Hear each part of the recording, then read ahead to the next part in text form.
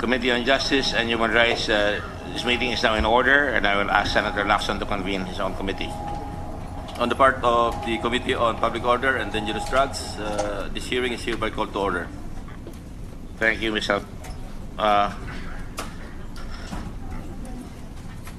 We call to order the hearing today on the Committee on Justice and Human Rights jointly with the Committee on Public Order and Dangerous Drugs after having suspended the hearing last 22nd September.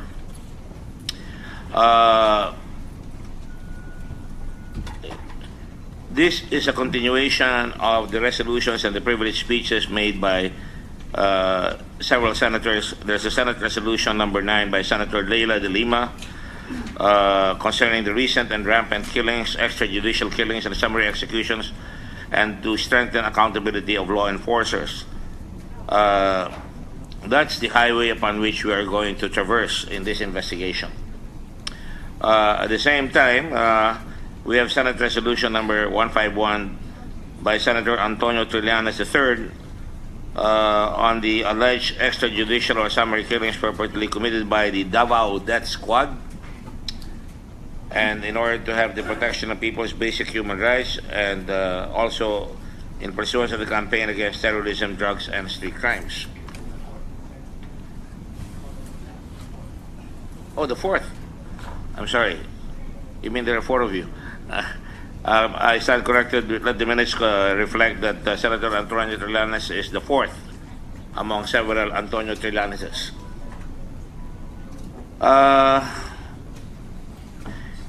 Inasmuch as I am told by the committee secretariat that, and because of the motion made by Senator Leila de Lima, the Davao police are here. And these are the people that have been mentioned in various occasions by different sources, including the senators and including one witness here. We're happy that they have arrived, and let me just acknowledge some of the personalities here that have arrived, and we thank them. Good morning to everyone. First and foremost, the General De La Rosa, Ronald De La Rosa, and General Eleuterio of IAS, Internal Affairs. Is he here? Yes. And of course, Undersecretary Cui. I'm sorry, I should have acknowledged you first. Civilian authority being supreme over the police and the military.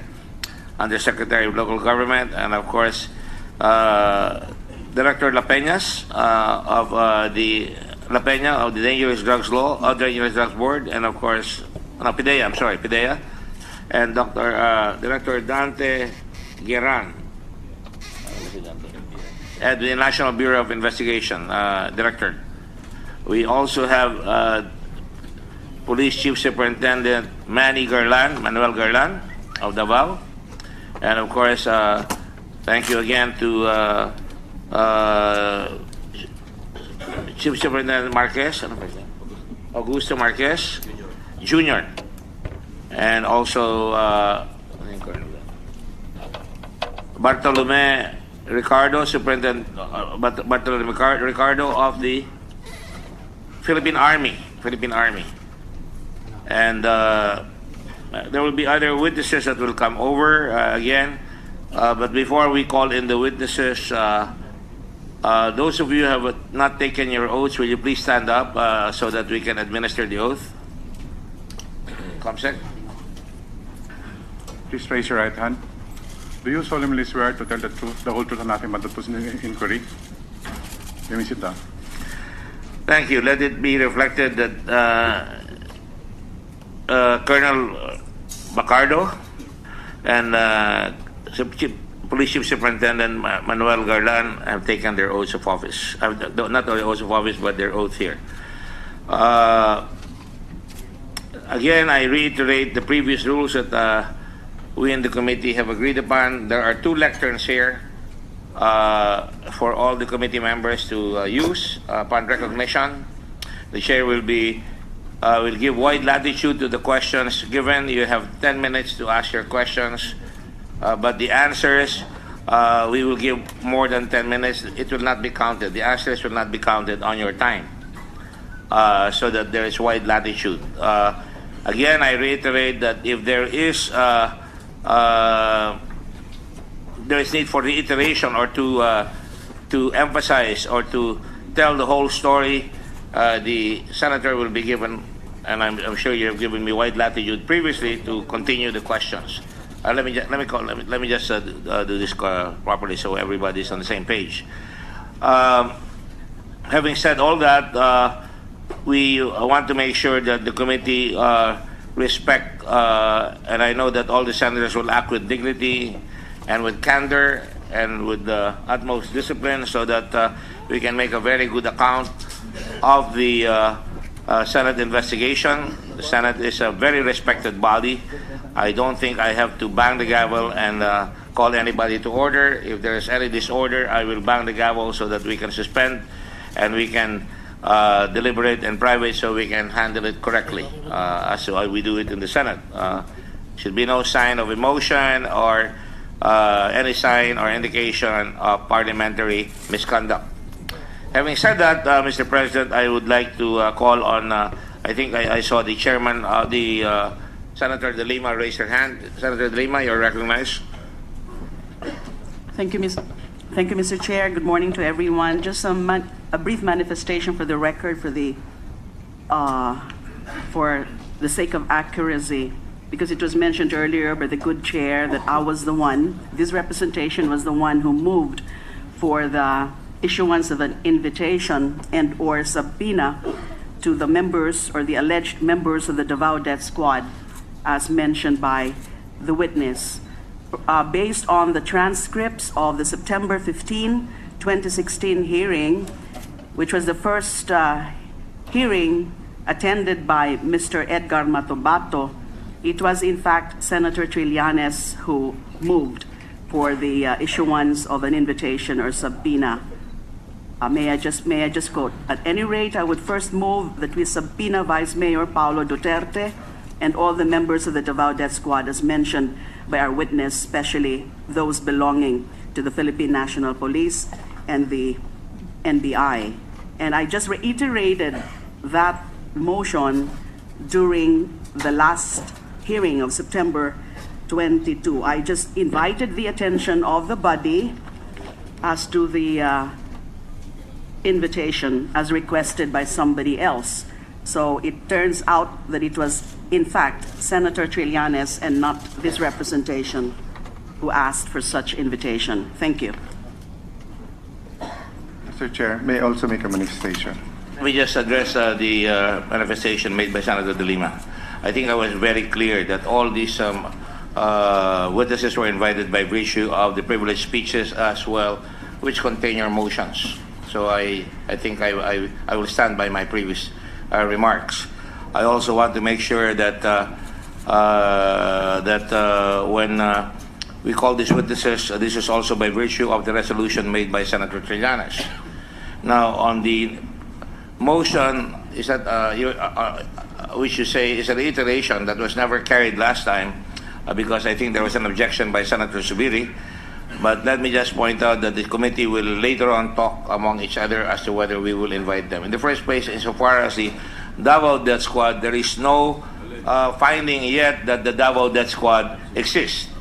There is a lot of talk, and that's why we brought them here, to find out whether, in fact, there is an existence of a Davao Death Squad.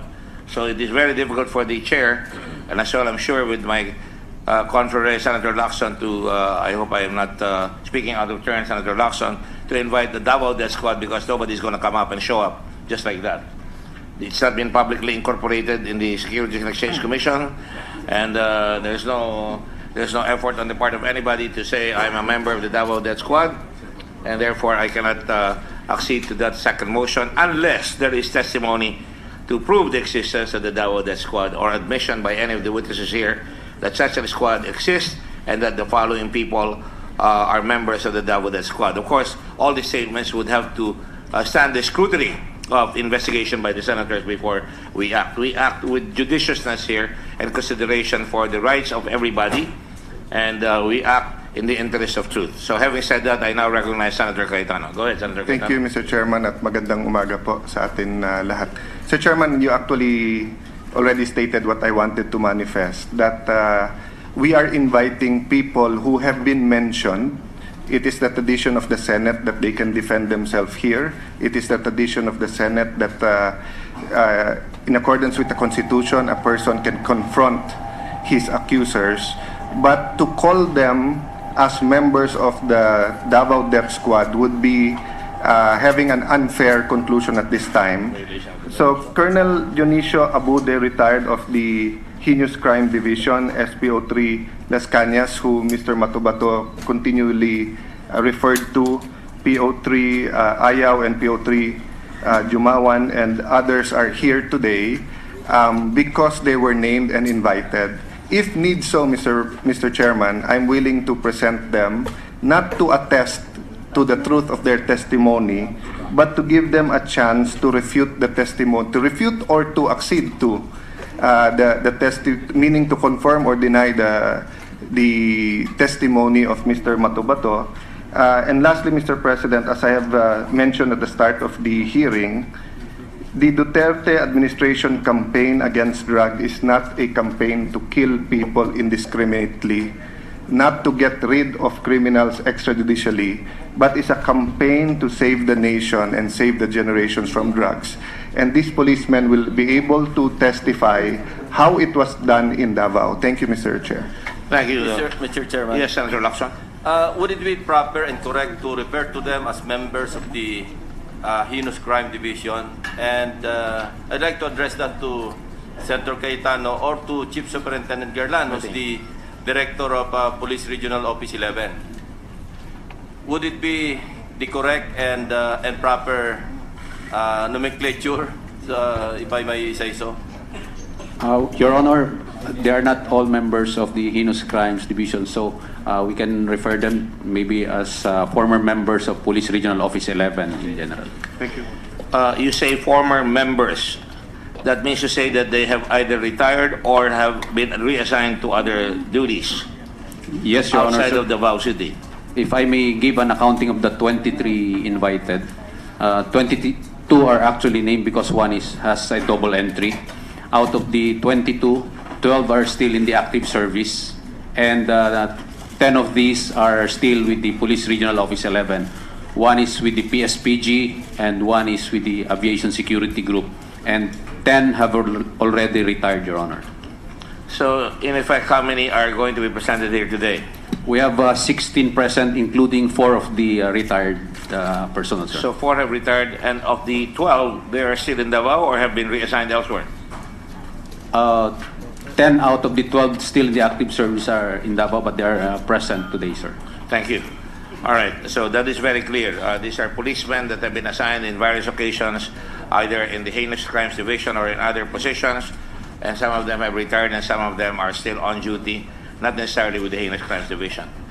Having said that, in response to Senator Cayetano, I will give him the proper time, not necessarily as a presenter of the witness. In fact, one of the things that was worrying both Senator Lacson and myself, sino ba ang magpipresenta sa witness dito? Because ang nag-imbita ay sila Senator De Lima. Hindi naman nagbinta.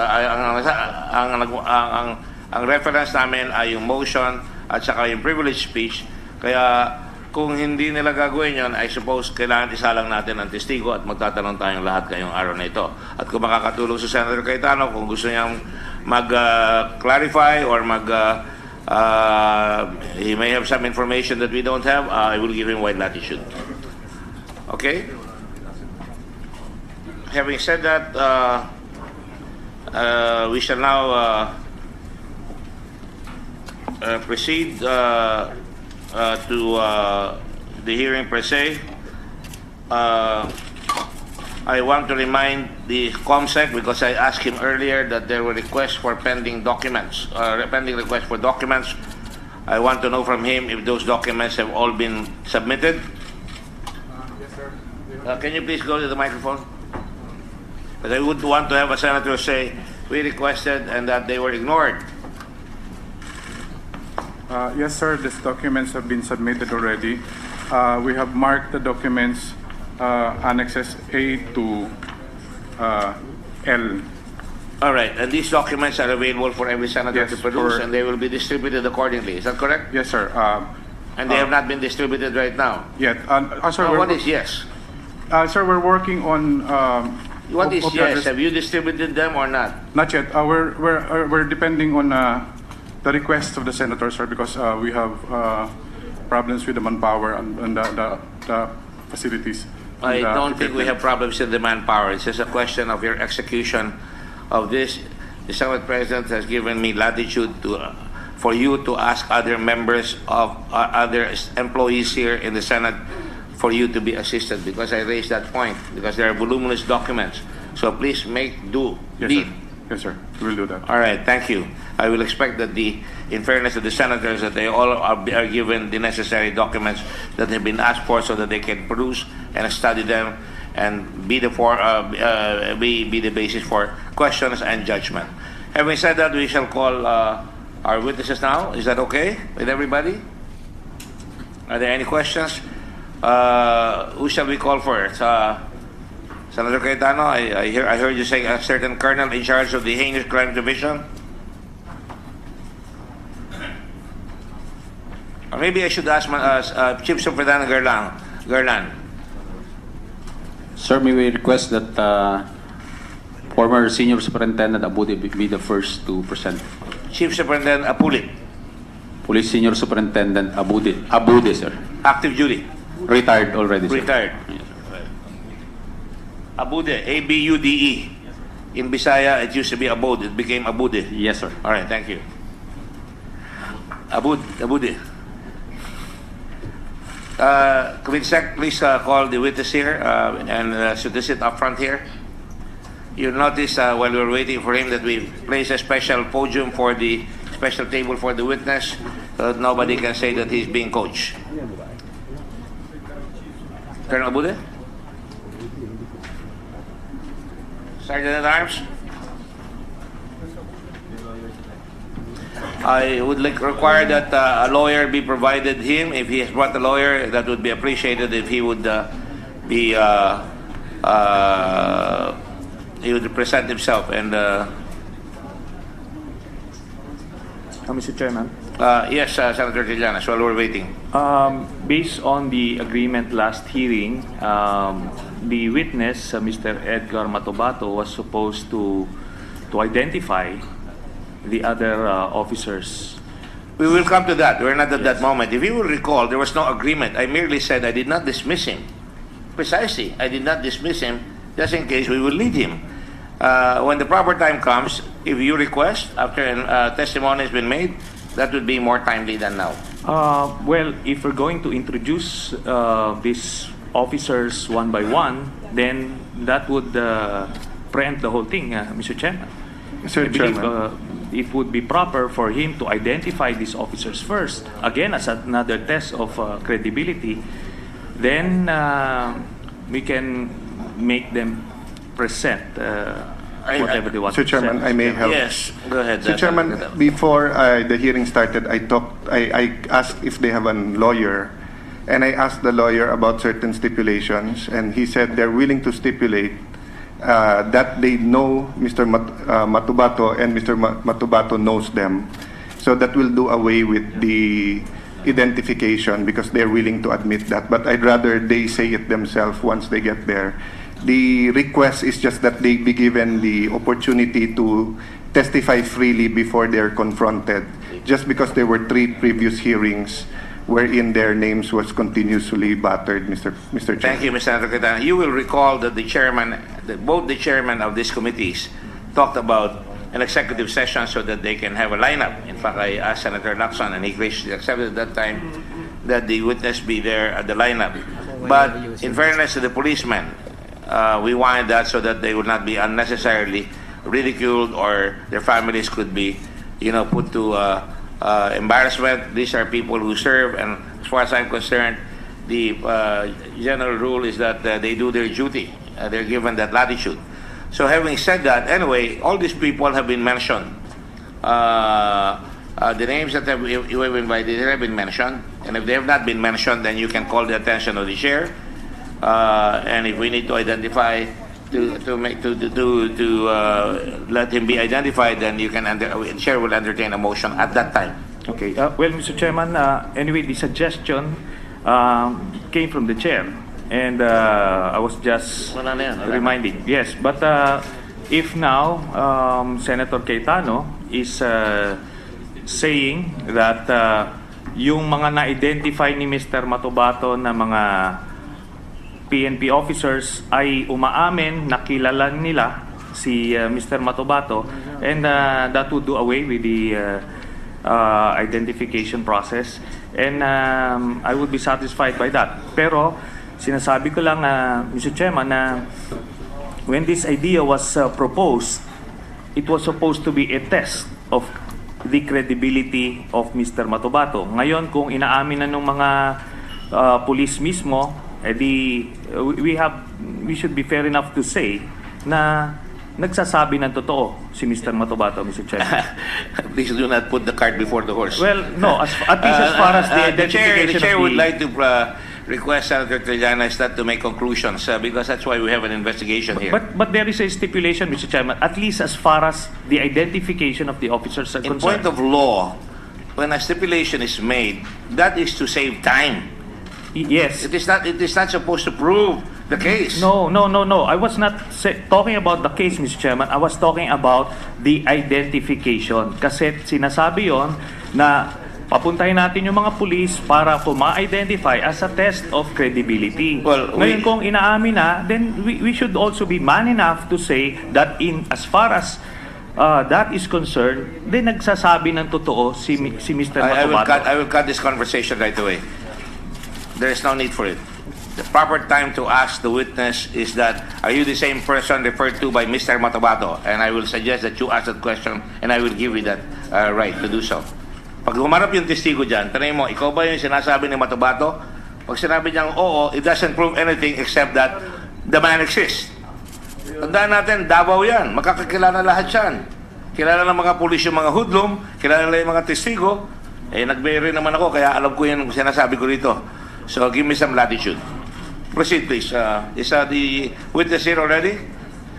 Would you please ask him to move forward?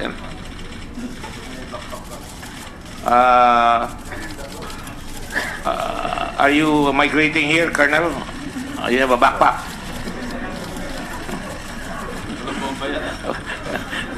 Would you please give your bag to Senator Trillanes so he can investigate it? No, thank you. No, just kidding. Just kidding. We don't want to be bombed here. All right. Let the chair ask. Please identify yourself.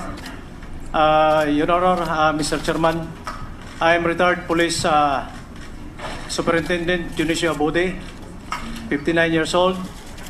I was appointed as patrolman in 1983 and retired from the PNP service in February 2013. Yes. All right. Will you please stand up so we can administer the oath to you? Comsec? Raise your right hand, please. Do you solemnly refer to tell the truth, the whole truth, and nothing but the truth in this inquiry? Take your seat, please. Thank you very much. The witness is requested to answer the questions forthrightly, and the senators are requested to ask their questions as fast as we can. Sir, You have I'd like a... to make some few statements, sir. Mr. Chairman. Just one more thing. You are accompanied by a lawyer, the gentleman over there, the intelligent-looking man over there. Is, Yes, sir. Yes. Okay. Could you please identify yourself? May it please this Excuse me? Honorable August Body. I am Attorney Heraclio Malaki III, Your Honor, of Davao City. Heraclio Malaki III po. Malaki? Yes, sir. As in big? Yes, sir. Spelled with K-I or Q-U-I? KI po. K-I, alright. Malaki talaga. Alright. Dako. Alright? Yes, sir. Paragul. Alright. I just want to be sure. You are instructed that you can confide to the witness, but you cannot directly address the Senate Yes, Your Honor. unless we ask you to. Yes, Your Honor. Okay. Please proceed. The chair will now allow, papagbigyan po natin ng testigo, nabigay siya ng preliminary statement because mahirap naman po magtanong tayo dito nang hindi natin alam kung ano sinabi niya. Go ahead. Thank you, Your Honors, Mr. Chairman. Your Honors, Mr. Chairman, I am here because I want to clear two issues. That's why I am invited here. That concern most of my persons as member of the PNP before. It concern also to my family and relatives, friends, neighbors, and most especially the civic organization who adjudged me as Pinoy hero in 2012 and as an awardee of leaders and achievers of Davao. Your Honors, Mr. Chairman, before I explain the two issues why I am invited here, allow me to show a audio-visual presentation prepared by the Cobra Pinoy Hero, energy drink, when I was a judge as Pinoy Hero in 2012. If I may be allowed, Your Honor. Please proceed with dispatch. Hindi lang tayo masyadong maraming oras at kaya pagbilisan lang po ninyo. Go ahead po. Yes, sir. Please. Meron po kayong PowerPoint. Yes, sir. Okay. Pursuant to our rules now, the PowerPoint will belong to the Senate so that will be part of the record as suggested by the Majority Floor Leader whom I've asked to be at the center table, being an officer of the Senate. Go ahead. Ang pagiging bayan, madalas, hindi sadya.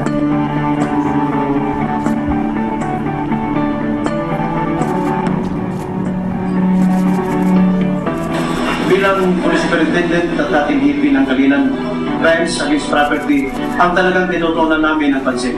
Pero nang malaman ko, ang madalas na suspect ay kabataan, naisip ko, mali yun. Nagmumula sa kagustuang baguhin ang hindi tama.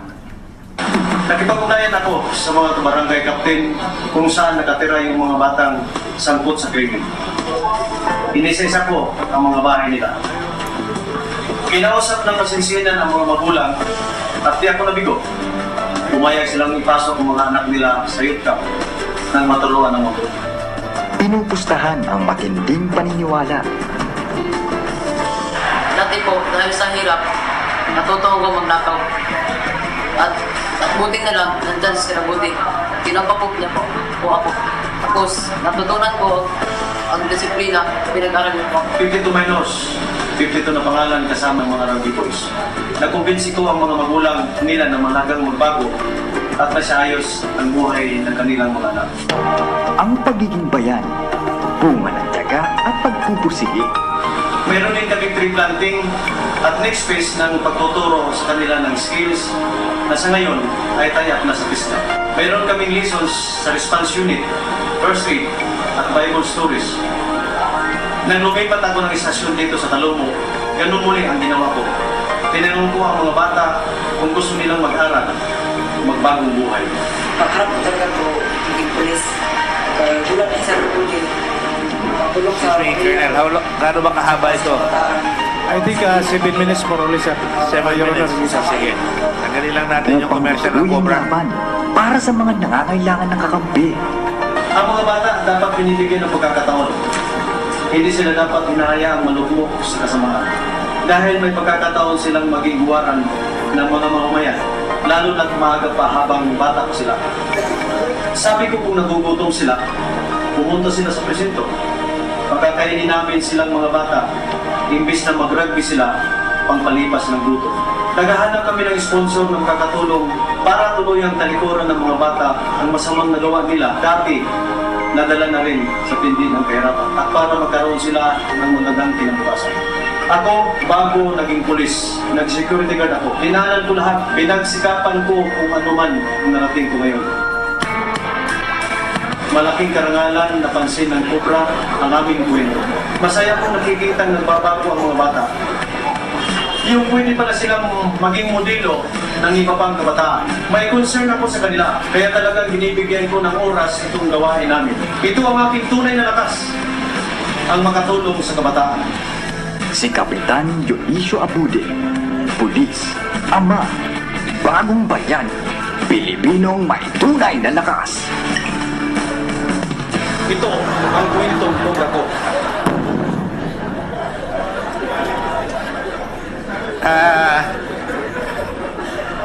Let me, pwede naman pigilin? Yes, sir. Tapos na, sir. Because sisingilin ka na namin ng advertising dito.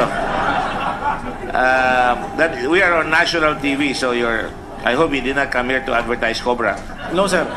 Thank you. Go ahead. Sir, Mr. Chairman, Your Honors, the first issue that I would like to explain that according to Edgar Matubato, the heinous crime was organized to kill people. Or the heinous crime was organized for the police of the former Mayor Rodrigo Roa Duterte, now our President Rodrigo Roa Duterte. Excuse me po, kung mas komportable po kayo magsalita ng Tagalog o Pilipino, mas maganda po. Feel free po. Kung saan po kayo komportable. Thank you, Mr. Chairman. Sir, ang heinous crime ay inactivate ng Davao City Police Office under the control and supervision of the Chief of the Investigation Division. At saka, noong 2002 ay hindi pa ako asahin ng heinous crime. According to Edgar Matubato, that yung meeting ay ginawa rin doon sa loob ng heinous crime in my presence. Yun ang dalawang issue na gusto kong i-explain, Mr. Chairman. First, I have heard the accomplishment of heinous crime when I was the chief.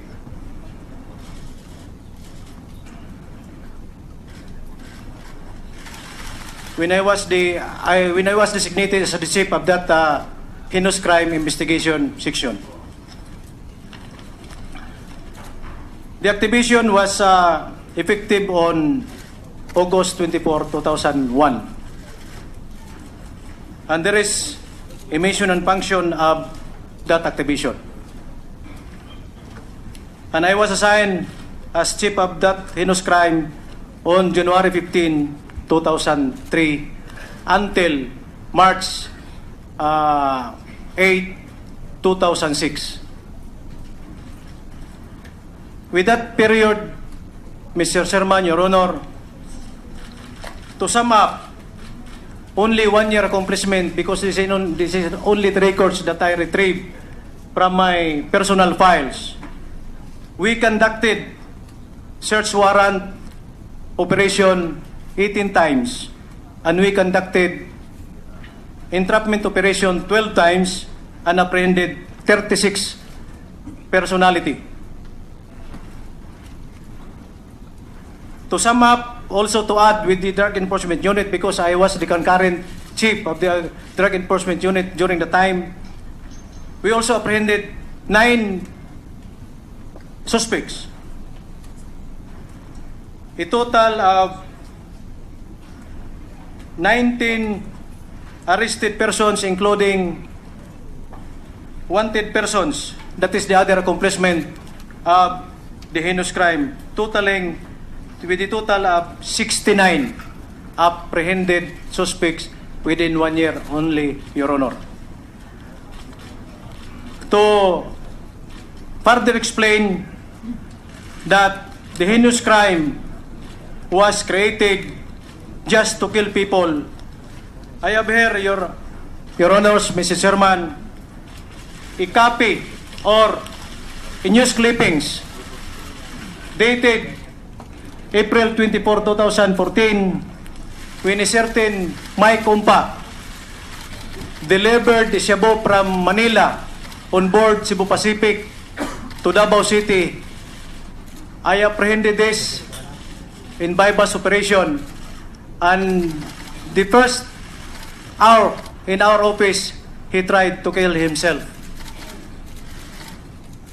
Luckily, we saved him.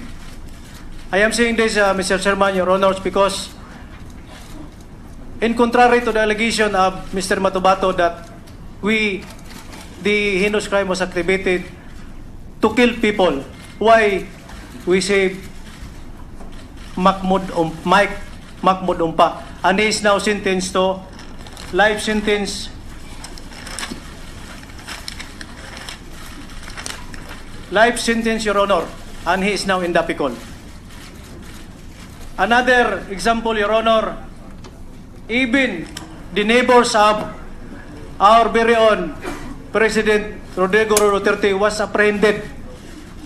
Sandali lang po. Sinabi niyo si Mahmoud nasa life imprisonment? Naka-detain? Yung ba sinabi? Yes, sir. Mike Umpa Mahmoud. Iba yun doon kay Juan. Ima yung sinasabi na nandun ako, sir, sa hearing Mahmoud. allegedly before the disappearance or before the abduction of Macdum. Sorry po, sorry. That is the second issue that I am going to explain, that according to Edgar Matubato, that I was present at the heinous crime investigation section. I deny that, Honor, because I was not there and I was not yet assigned in that office. Another thing, Your Honor, we had a shootout that my companion was hit in his right ear, and during the exchange of fire, Alimon, the suspect of snatching, was hit 5 times, and yet we brought him to the hospital. This is again to show that we are not into killing, Mrs. Herman, Your Honor, but we are there to conduct investigation, follow up cases, conduct surveillance, and if had an opportunity to implement the warrant of arrest of those wanted persons.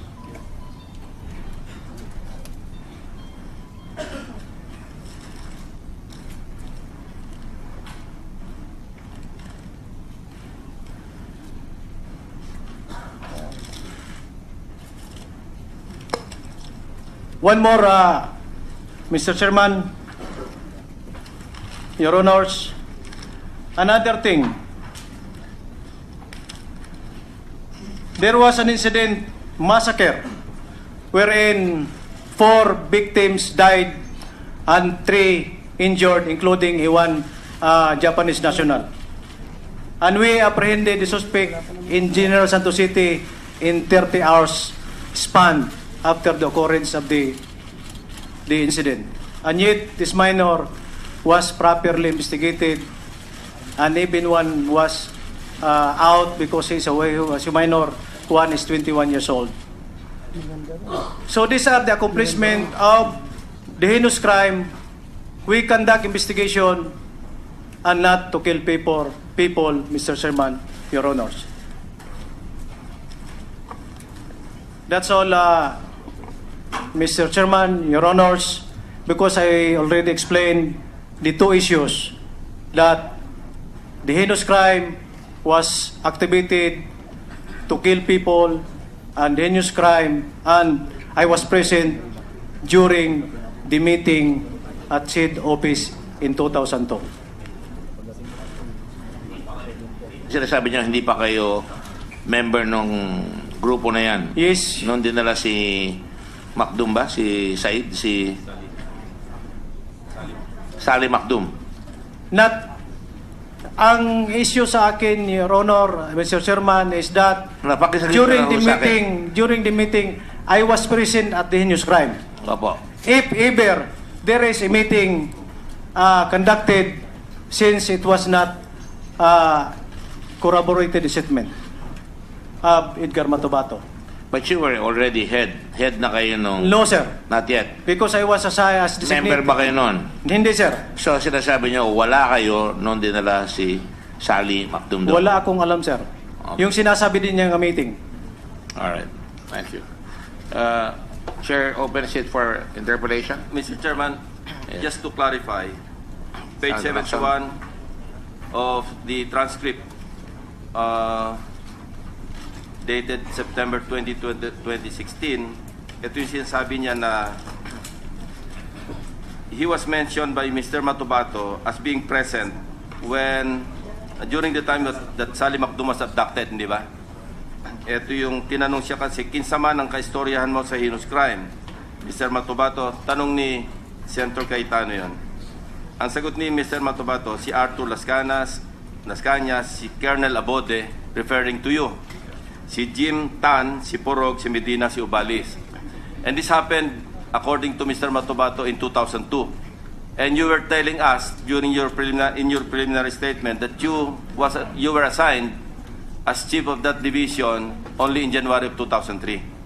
So it could not be possible that you were present as alleged by Matubato. Is that correct? Tama po ba yon? Pardon, sir. Pardon.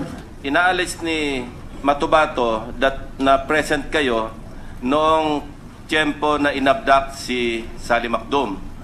Ang sinasabi niya rin, nangyari yung pag-abduct 2002. Pero kayo po na-assign doon sa Heinous Crime Division January of 2003 as per your preliminary statement. Tama Yes, po ba Your yan? Honor.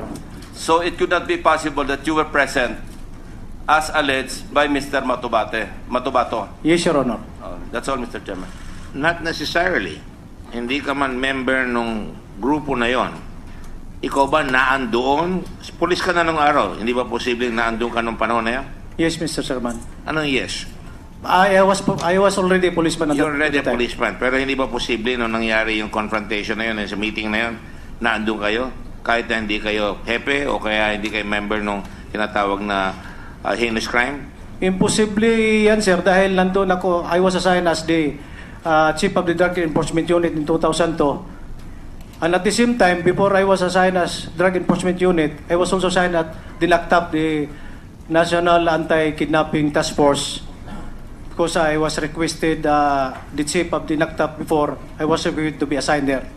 So wala talaga kayo doon? Malayo kayo doon nung nangyari yan? Yes, sir. Yes, Mr. Pero Chairman. nasa Davao din kayo. Assigned kayo sa NACTAF, but detailed do sa Davao. Yes, sir. Yes, Your Honor. Also in Davao City. Yes, Your Honor. Nasa pareho ba yung building na pinaglalagyan ng NACTAP at saka yung opisina yan ng Heinous crime? heinous crime? Hindi, sir. Malayo, sir. Malayo. Iba ang building nun? Iba, sir. Iba ang lugar nun? Yes, sir. Yes, Mr. Chairman. Sorry? Malayo, sir. Opo. Thank you. Thank you po. Sige. Questions? Follow up na lang, Mr. Chairman. Where were you exactly at the time? Nung sinasabi ni Mr. Matubato. Of course, wala namang... I was, there is no date. I was the chief of the Drug Enforcement Unit and at the same time detailed at the NACTAP. I have my order. Do you have a diary? No, sir. I compile all my... Yeah. Oh, you're assigned. Wala kang logbook? Mayroon, sir. As an investigator before, I have all my pocket notes, investigator's note.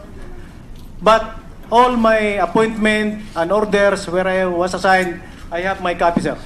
What you were saying, you had no business staying in the office of the Heinous Crime Division because you were assigned somewhere else. Yes, Your Honor.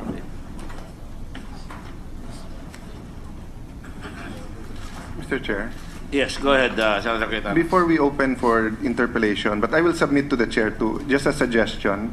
The next witness, SPO Trillanes Napahiya, his testimony is intimately related to his testimony. You may want to hear him first before we question them both. But I submit, Mr. Chair, if you want to open the interpellation first now. Oh, this is a pleasure of the committee? Huh? We can dispose of him already?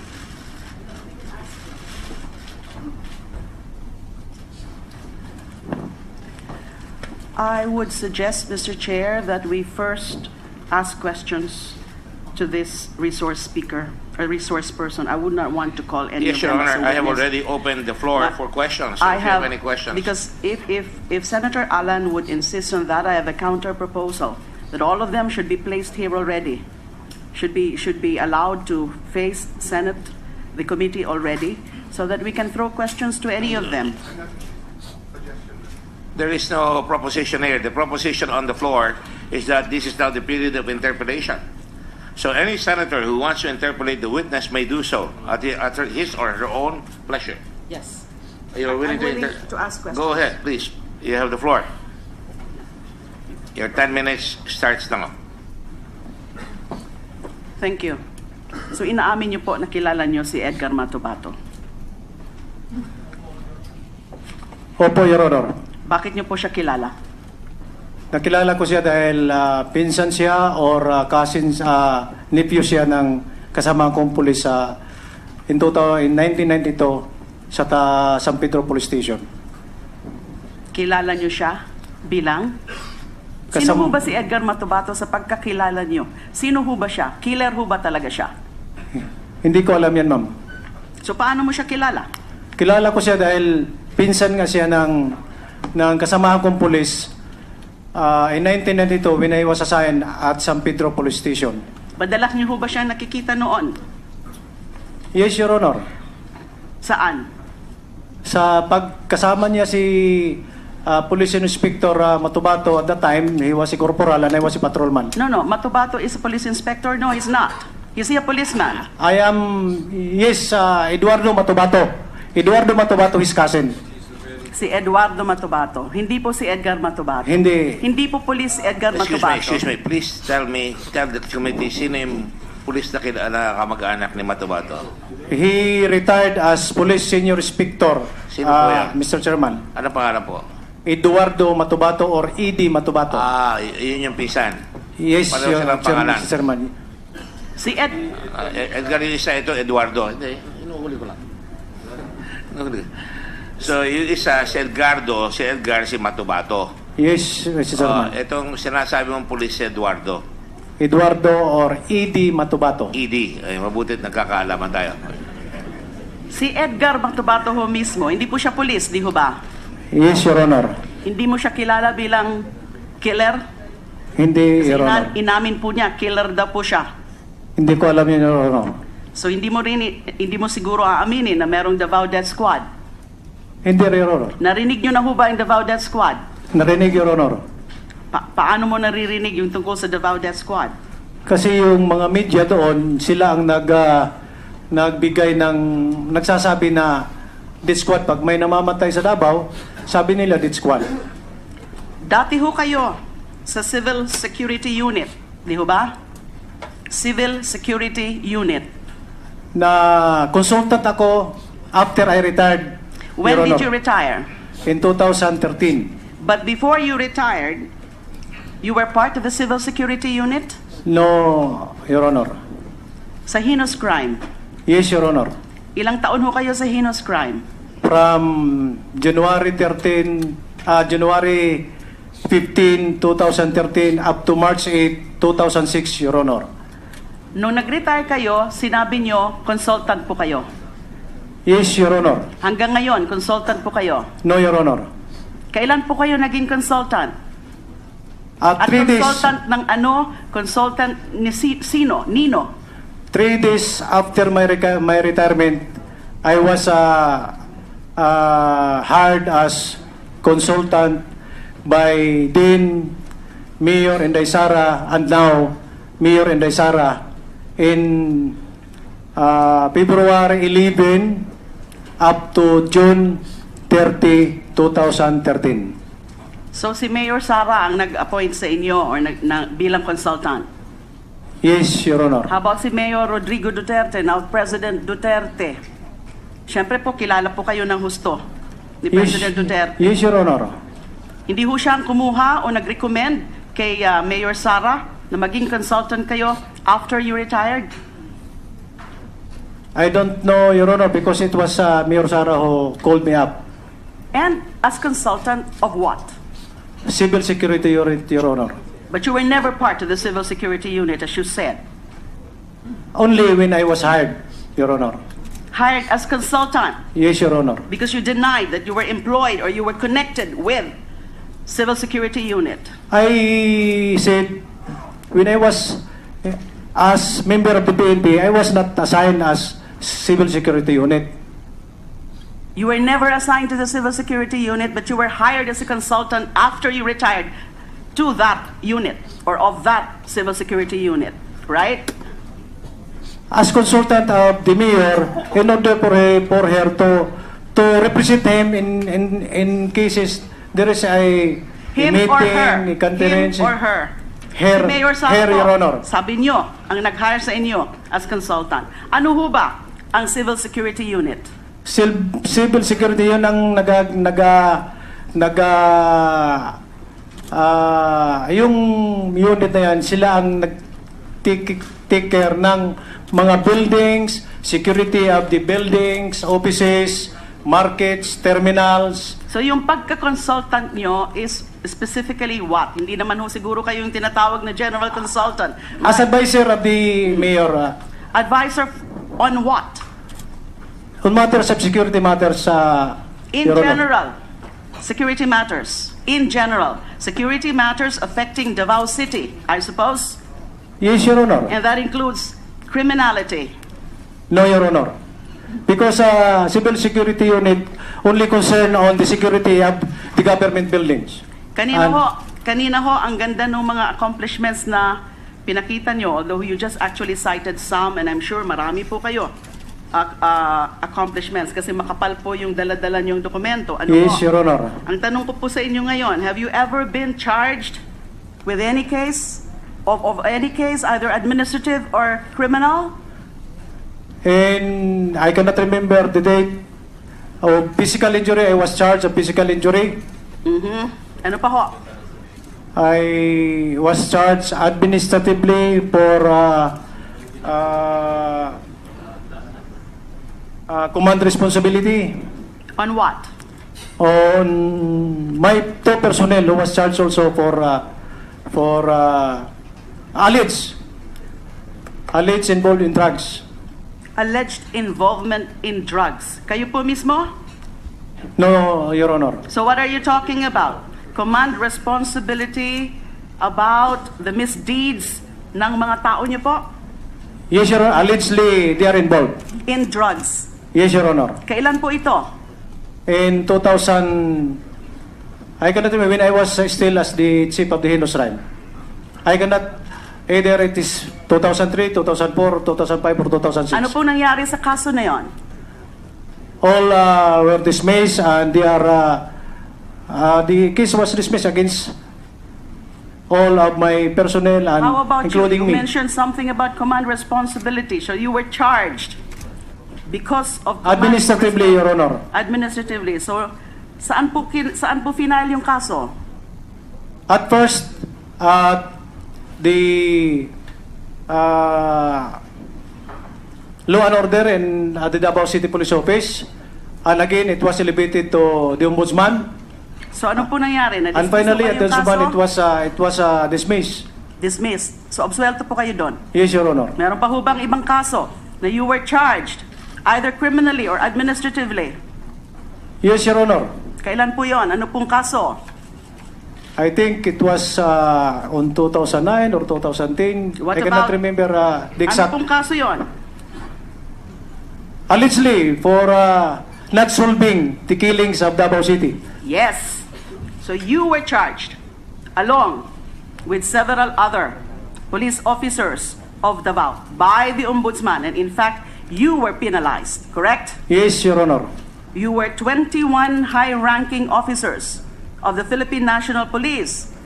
And this is from the website, Mr. Chair, of the Office of the Ombudsman, that you, along with 20 high-ranking officers of the Philippine National Police, were penalized with fine lang po, equivalent to 1 month salary because of the unabated killings in Davao City. So you confirmed that. Yes, Your Honor. You were fined. Yes, Your Honor. Ano ho ba yung sinasabing unabated killings in Davao City in the recent years attributed to the Davao Death Squad? Galing po ito sa Ombudsman. Pinaprint ko po ito.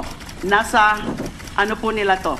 Nasa website, mentioning the Baudette Squad, mentioning the unabated killings. And siguro po, kasi nakasabi nga dito sa issuance na ito ng Office of the Ombudsman, record showed that from 2005 to 2008, the Davao City Police Office registered an unusually high number of unsolved killings. Do you confirm that? That is the allegation of our case, Your Honor. And further, in this issuance of the Office of the Ombudsman, it is said the perpetrators of these executions were usually 2 motorcycle-riding gunmen, and the killings were mostly drug-related. The OMB Moleo fact-finding team reported that in 4 years, there were 720 persons murdered. 97 in 2005, 165 in 2006, 199 or 199 in 2007, and 259 in 2008. Tama po ba itong statistics na ito na nalaman, nakuha ng Office of the Ombudsman, Moleo? Hindi ko alam, ma'am. Hindi ho ba kasama kayo sa heinous crime section? Pakisabi nga huli sa amin, ano ho bang mga klaseng kaso yung mga inimbestigahan nyo kung meron man nung kayo ay nasa this, whatever it is, this heinous crime section. Napakaganda ng pangalan, heinous crime section. Murder should be heinous crime. There are 727 cases of murder, or 720 persons murdered, according to OMB Moleo fact-finding team, in just 4 years. Did you investigate those? Your Honor, if may I say, before that, I would like to talk to my lawyer. Go ahead.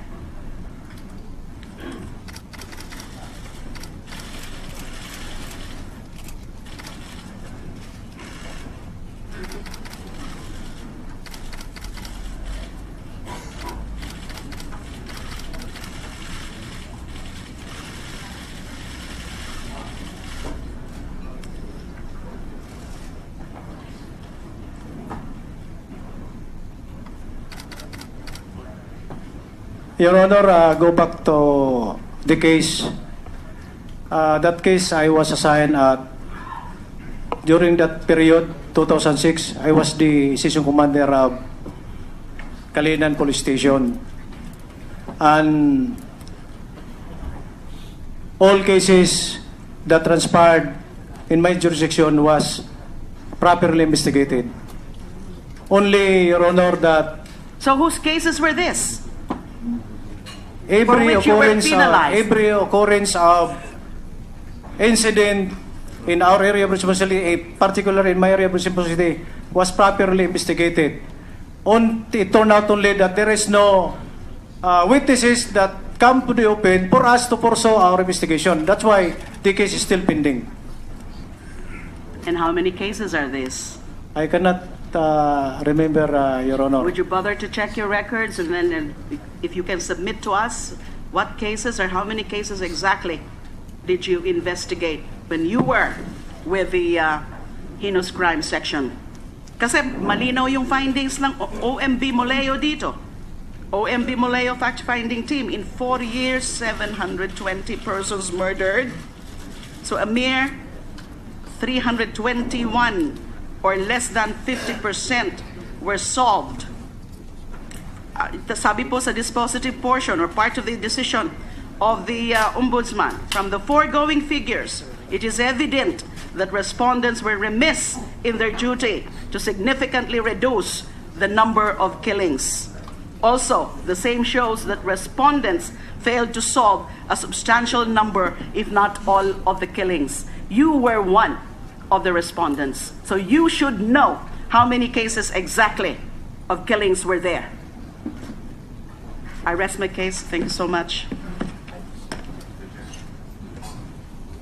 Are you done? Yes, sir.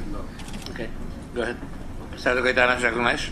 So, Chair, I have a few questions for Police Superintendent Abute, then I have some questions for Chief PNP and for some of the other PNP officials. Sir, relatively ba mas safe? Relatively, hindi ko sinasabing pinaka-safe or walang crime sa Davao. But relatively ba mas safe ang Davao the last few years kaso sa ibang major cities around the country? Yes, Your Honor. Ang dahilan ba nito ay pinapatay ang mga kriminal kahit na hindi sila lumalaban? No, Your Honor. Namamatay yung kriminal dahil lumalaban. Okay. So, are you saying that mas safe ang Davao dahil ginagawa niyo trabaho niyo? Yes, Your Honor. And dahil ang utos ng mayor, kahit gaano kapangyarihan, pag lumaban, lumabang kayo pabalik. Yes, Your Honor. Unlike in other cities, minsan takot lumaban ng pulis dahil may abogado at pera yung kalaban nila. Yes, Your Honor. Now, ang sinasabi, lahat daw ng abutan nyo sa heinous crime, pinapatay. May pinapakita ka kanina, can you elaborate on that? Sabi mo meron isang pusher? Yes, Your Honor. Ito si Mike Macmod. Galing siya ng Maynila, sakay siya ng Cebu Pacific. Yung nahuli ko on that night, may search warrant ako. Siya ang nagsabi kung sinong supplier niya. Kaya, pagdating niya sa Davao, sakay siya ng Cebu Pacific, doon namin siya nahuli. Nahuli by siya. bus operation. Lumaban ba, sir? Hindi siya lumaban, Your Honor. Buhay. Buhay, Your Honor. Kung lumaban siya, Sigurado yun, pag endanger yung life ko, life ng mga personnel ko, ay talagang lalaban din kami. so ibig sabihin, kaya maraming patay ngayon, and I'll say it in English for the foreign media here. The reason why there are a lot of deaths because of police operation is because a lot of the drug lords engage the police or endanger the life of the police. Correct? Yes, Your Honor. But in the Davao example, if they surrender peacefully, you will make sure that their rights are protected. Yes, Your Honor. In this case, he even wanted to kill himself. Yes, Your Honor. In fact, this is in news clippings that I intentionally brought this news clipping for us not to bias this presentation. So in this case, you even saved his life yes, by preventing him from killing yes, Your Honor. Okay. Senator De Lima brought up the case against you, command responsibility, kasi hindi mo ma-solve yung mga kaso. Honestly, as a policeman, as an officer, do you think unfair na ikaw ang kasuhan dahil hindi na-solve lahat ito? Yes, Your Honor. That is unfair. Okay. Then let me shift now to Chief PNP De La Rosa Bato. Sir, sino yung pinalitan mong Chief PNP? Police Director General Ricardo Marquez, Your Honor. Anong taon po siya naging Chief PNP?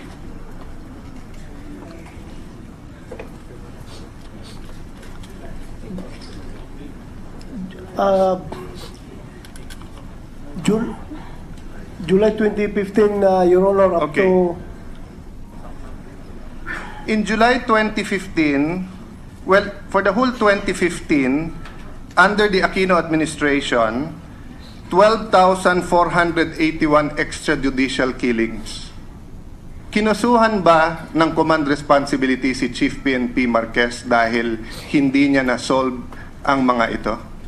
To your knowledge? To my knowledge, Your Honor. Yes. No, In Your Honor. 2015, the crime clearance efficiency was 27 was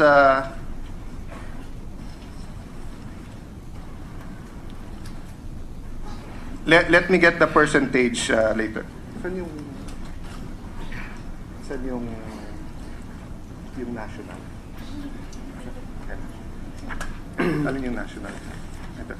Akin na yun. In 2015, ang crime, ang CCE, no, clearance efficiency, was 29% nationwide. Sa Davao po, it was 27.85%. So halos pareho lang po ang Davao and nationwide. So yung number of deaths sa buong Pilipinas, 12,481. Hindi lang ito, and let me speak in English so that the foreign media can hear us and we plead with them to be fair.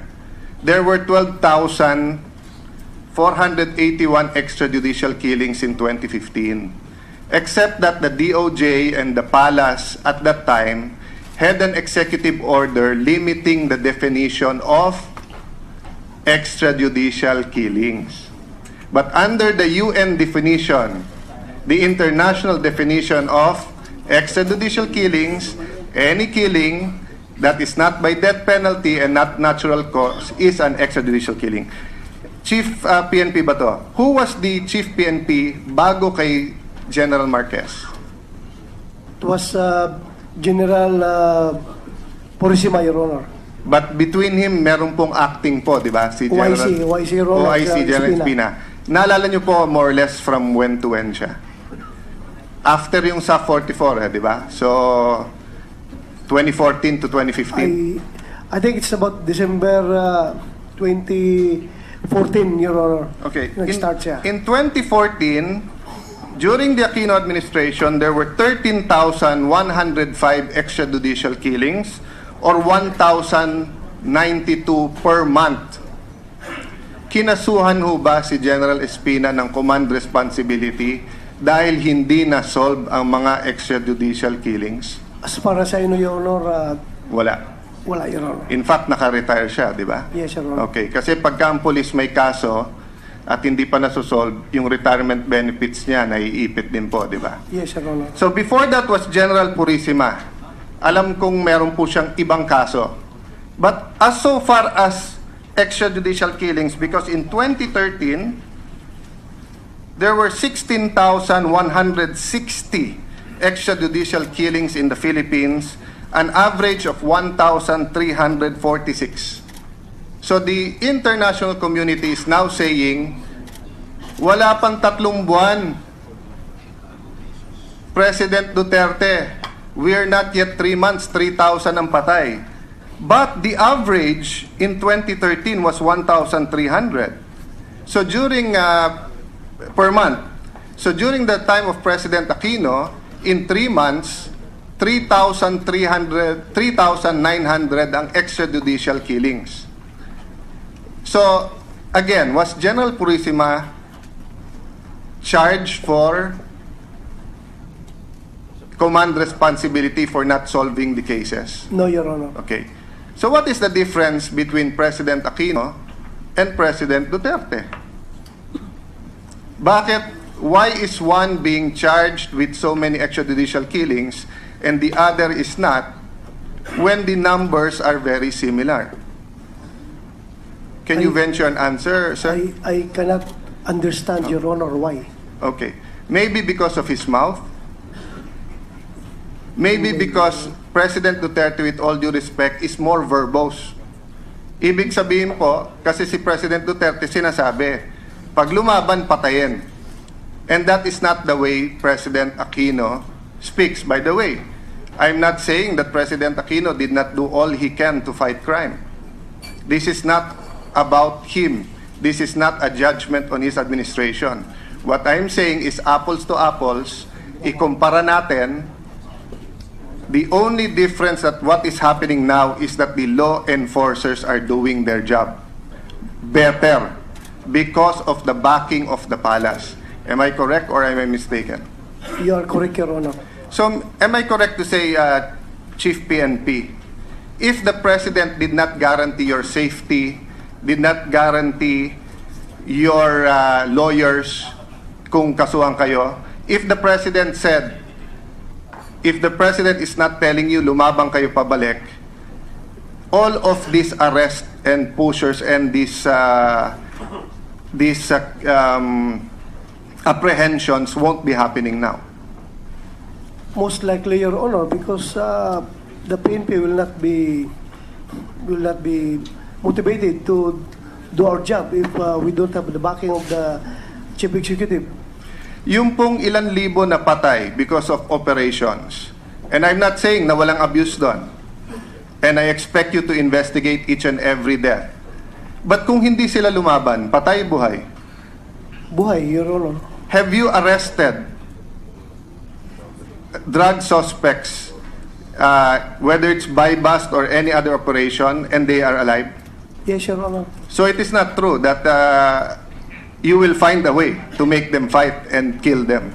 No, Your Honor. Okay, that's all, Mr. Chair. Thank you very much. Thank you.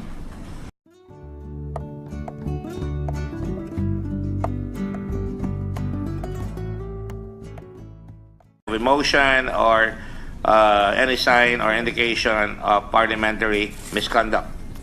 Having said that, Mr. President, I would like to call on, I think I saw the chairman, Senator De Lima raise her hand. Senator De Lima, you're recognized.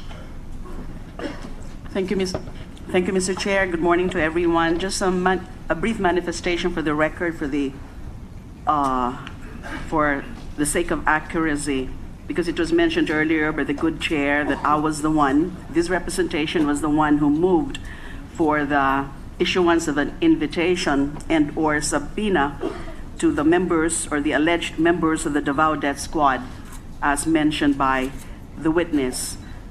Based on the transcripts of the September 15, 2016 hearing, which was the first hearing attended by Mr. Edgar Matobato, it was in fact Senator Trillanes who moved for the issuance of an invitation or subpoena. May I just quote? At any rate, I would first move that we subpoena Vice Mayor Paulo Duterte and all the members of the Davao Death Squad as mentioned by our witness, especially those belonging to the Philippine National Police and the NBI. And I just reiterated that motion during the last hearing of September 22. I just invited the attention. Committee on Justice and Human Rights, this meeting is now in order, and I will ask Senator Lacson to convene his own committee. On the part of the Committee on Public Order and Dangerous Drugs, this hearing is hereby called to order. Thank you, Ms.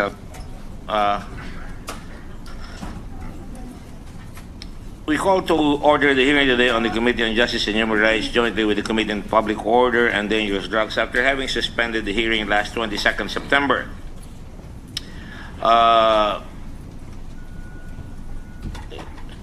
This is a continuation of the resolutions and the privileged speeches made by several senators. There's a Senate Resolution number 9 by Senator Leila de Lima concerning the recent and rampant killings, extrajudicial killings, and summary executions, and to strengthen accountability of law enforcers. That's the highway upon which we are going to traverse in this investigation.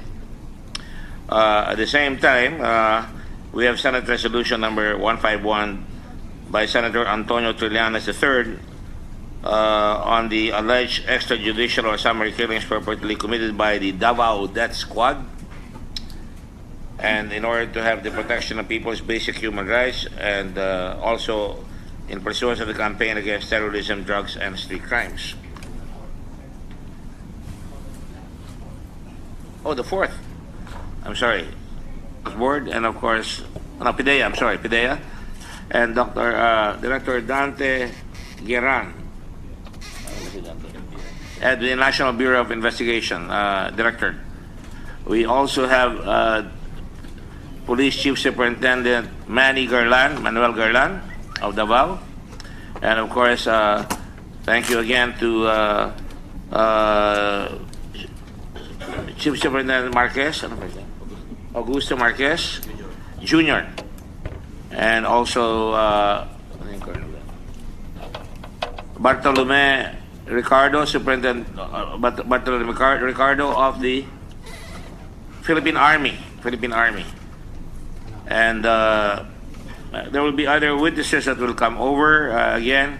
But before we call in the witnesses, those of you who have not taken your oaths, will you please stand up so that we can administer the oath?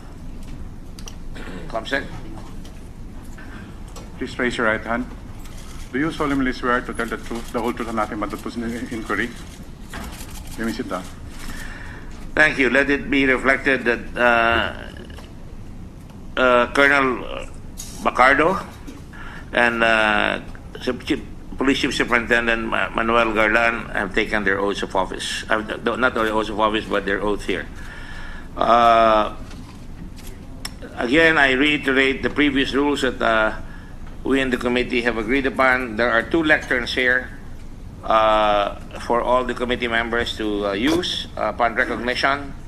The chair will give wide latitude to the questions given. You have 10 minutes to ask your questions, but the answers, we will give more than 10 minutes. It will not be counted. The answers will not be counted on your time, so that there is wide latitude. Again, I reiterate that if there is need for reiteration or to emphasize or to tell the whole story, the senator will be given, and I'm sure you have given me wide latitude previously to continue the questions. Let me just do this properly so everybody's on the same page. Having said all that, we want to make sure that the committee respect, and I know that all the senators will act with dignity and with candor and with the utmost discipline, so that we can make a very good account of the Senate investigation. The Senate is a very respected body. I don't think I have to bang the gavel and call anybody to order. If there is any disorder, I will bang the gavel so that we can suspend and we can deliberate in private so we can handle it correctly, as we do it in the Senate. Should be no sign of, you mean there are 4 of you? I stand corrected. Let the minutes reflect that Senator Antonio Trillanes is the 4th among several Antonio Trillaneses.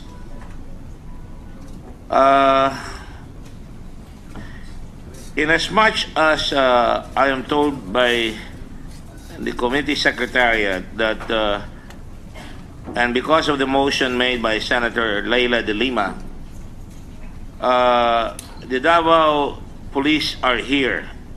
And these are the people that have been mentioned in various occasions by different sources, including the senators and including one witness here.